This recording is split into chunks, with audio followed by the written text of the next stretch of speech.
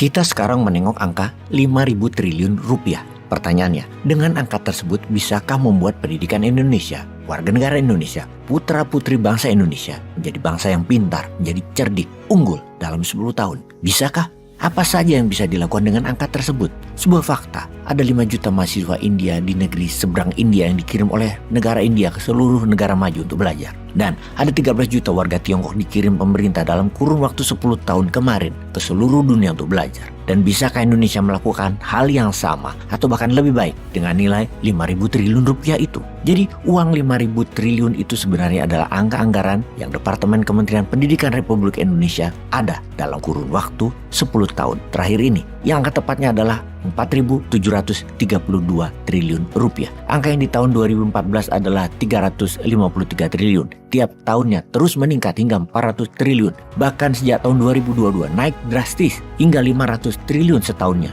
Dan sekarang di tahun 2023 hingga 612 triliun rupiah. Sebuah angka luar biasa dalam 10 tahun mendekati angka 5.000 triliun rupiah. Jadi apa yang didapat dengan angka 5.000 triliun rupiah itu? PISA skor atau kemampuan anak di usia 15 tahunan atas bidang membaca atau reading, matematika dan sains atau ilmu pasti alam. Indonesia menunjukkan nilai flat, mendatar, dan cenderung turun. PISA skor menunjukkan kecerdasan warga dalam suatu negara. Indonesia saat ini rankingnya 6 terbawah dari 80 negara. Indonesia di ranking 74. Kok bisa 5.000 triliun rupiah bukan buat rakyat menjadi pinter, bukan buat rakyat berketerampilan atau berpengetahuan atau berprestasi, berkarya tingkat dunia, tapi malah sebaliknya.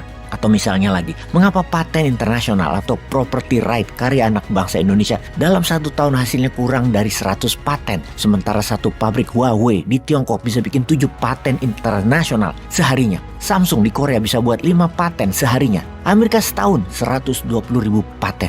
Ada apa dengan Indonesia? Jadi kemana aja itu anggaran? Per tahun 600 triliunan rupiah. Jumlah guru ada 3,4 juta. Jumlah guru honorer ada 1 juta. Gaji guru honorer sering telat dan super rendah. Kok bisa ya? Jumlah murid 45 juta dari TK sampai SMA. Jumlah mahasiswa 9 juta orang. Jumlah mahasiswa Indonesia di luar negeri 50 ribuan. Yang mana terbanyak adalah biaya sendiri. Jadi dana 600 triliun rupiah itu untuk apa ya?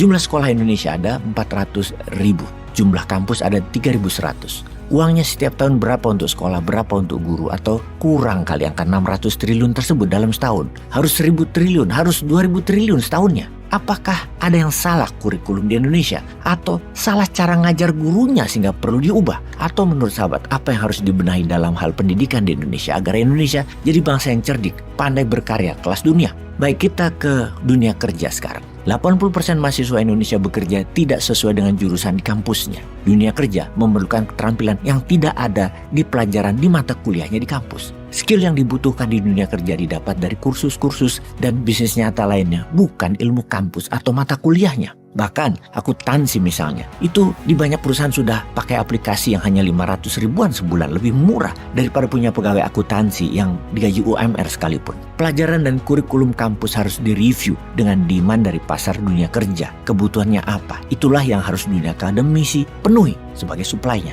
Ada banyak ke depan dunia kerja yang memerlukan keterampilan baru, dan ada banyak di dunia kerja yang menghilangkan pekerjaan sekarang yang ada digantikan mesin dan robot. Mesin atau robot atau aplikasi makin hari makin murah biayanya, sementara manusia makin kesini makin mahal biayanya. Makanya dunia bisnis lebih memilih menggunakan mesin daripada manusia. Lalu dunia pendidikan jadi harus bagaimana?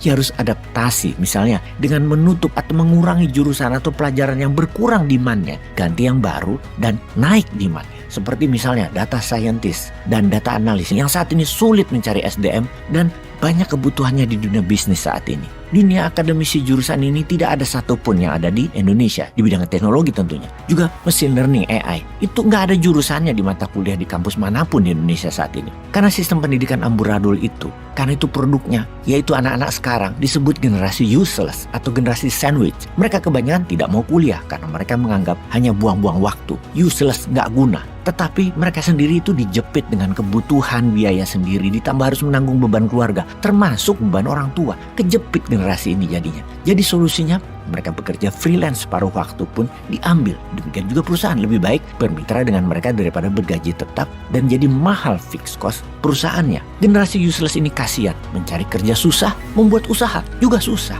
Piye jal solusinya? Mana Opung? Mungkin bisa cari solusi mengingat apapun masalah di negeri kita ini, Opung adalah solusinya. Ditunggu Opung solusinya. Peace.